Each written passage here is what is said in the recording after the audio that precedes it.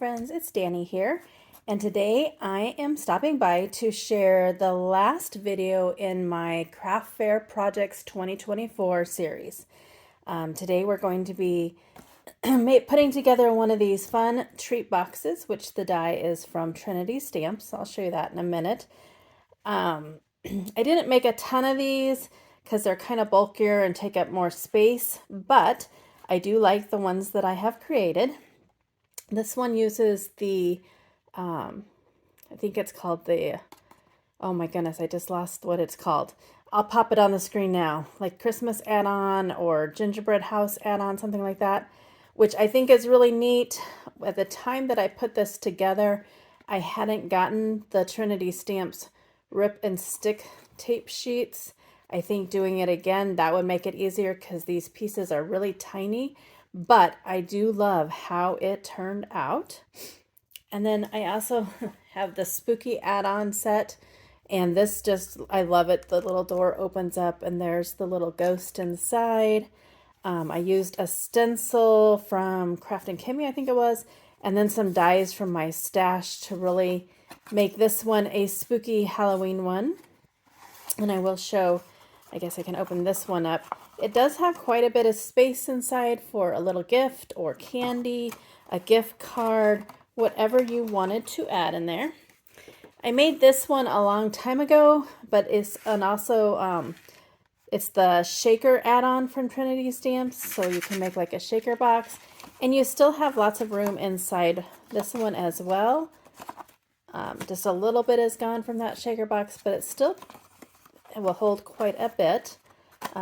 I saw this in my craft room and I was like, oh, I will add that to the mix just because it's something fun. You are amazing and you can shake it. I, of course, want to shake it all day long. And then these ones, I just pulled things from my stash. This one uses Not Too Shabby papers and stamps. I do like, because Not Too Shabby, if you get the dies, they usually cut out the sentiments. So I thought that one was really fun. This one uses Sweet November stamps. And I don't remember, probably Not Too Shabby paper. And then I did use some of that add-on, that gingerbread house add-on. You're Sweeter Than Christmas Cookies. This one uses Newton's Nook, a retired stamp set. Uses their paper. Happy Halloween. Thought that was adorable. And then this one uses Craft and Kimmy, but I used a stencil from Scrappy Boy Stamps. Have a beautiful night. And happy Halloween. I love that spider there. So, those are the ones that I'm taking to the craft fair with me. We are going to put one together. Not going to decorate it fully though, but anyways. So, this is the die. It's the Trinity Treat Box Gift Box die. Goes together so easy. As you saw, it's super versatile. And then this is the Shaker Box add-on. And it's actually really easy to do. I know that they have some tutorials out there on how to do it. I followed one by Carrie Rhodes, and it was really easy to do. And then it is the Gingerbread House Treat Box add-on. Has all those to make the gingerbread house looking one, and the spooky treat box add-on. And I love that that door opens up. So super cute and fun. So let's get to putting one together because it is super easy. I'm using Not Too Shabby Cup of Flowers paper. Everything will be linked in the description box that is still available. So to start with, you die cut 2 of the boxes out, and then do your decorations before you put it together. It's much, much easier that way. I'm just going to use some ATG. This came from, sure it did, the spooky, yeah, the dies from the gingerbread house add-on. It's the square and this rectangle. And it's really cool. Let's see if I can grab it out really quick. They create like a frame you can use, or you can use the inside piece. So I thought that was neat. I'm just using the inside piece for these. So I'm just going to put that one there. I'm going to add this one. And we're going to go, let's go this way. Could go kind of either way.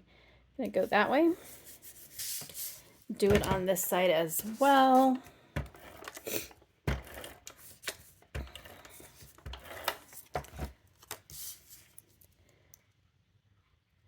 This one will probably end up in my at the spring craft fair that I'm doing in March. I decided, I think I've mentioned, but if not, I'm going to do this one tomorrow. And then I'm doing a spring and a fall one next year. And then I will decide if I want to continue to do the craft fairs or if that is enough for me. All right. And now we're just going to score and burnish all the folds. They make, the die gives you really nice score lines with this. I also haven't put one together in a long time, so bear with me as I figure it out again. It's really easy, but you know how like when you don't do it, because I did all of those in one weekend minus the shaker one, so I knew it like the back of my hand, but then I haven't touched it since then. But it is super easy to figure out. All right, and then we're going to think this through. So we're going to put some score tape on this little tab right here. Probably should have got out the 1/8" score tape, but we'll try it with this 1/4". This is on scrapbook.com score tape, and it doesn't tear as easily for me as some of the others do. We're going to remove that release paper. And then we're just going to line this up. So the top and the bottom score lines there, and attach it. Easy peasy.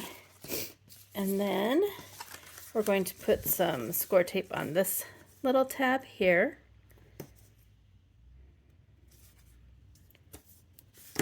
Remove that release paper.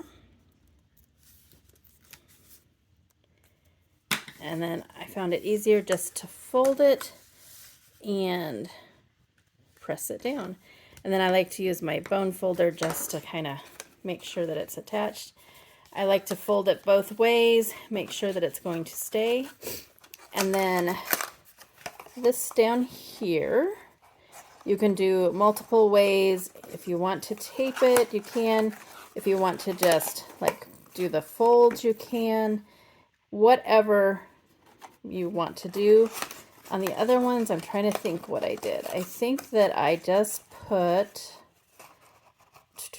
what did I do? What did I do? Score tape along these flaps, this flap here. Just did like a couple as it runs away from me.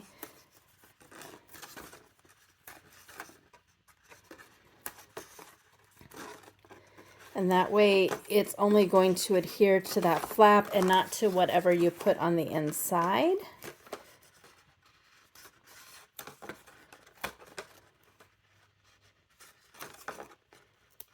And then you know the drill. I'm going to remove the release paper. And we're going to have hope that it's just going to come off easy peasy. That one wasn't too bad.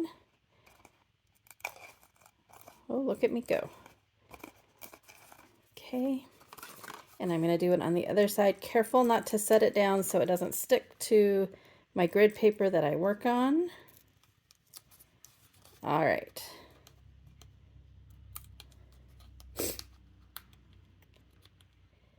Oh my goodness. It was going so well. It was going so well. Okay, and then I'm just going to fold those in.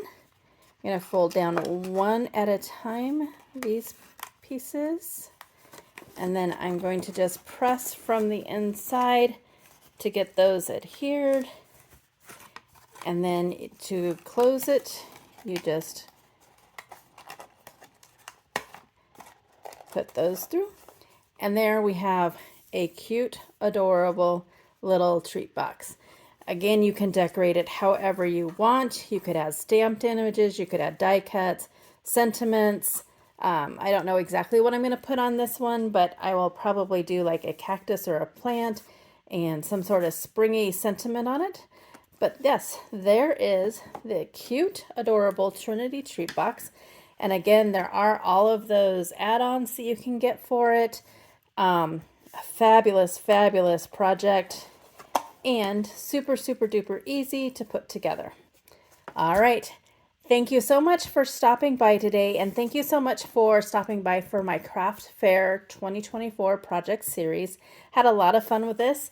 I will be back next week sometime to report how the craft fair went, what I would do different, or what my thoughts might be. Again, your success will be different at a craft fair that you have, because I'm sure a lot of it depends on location and time of year and projects and all that.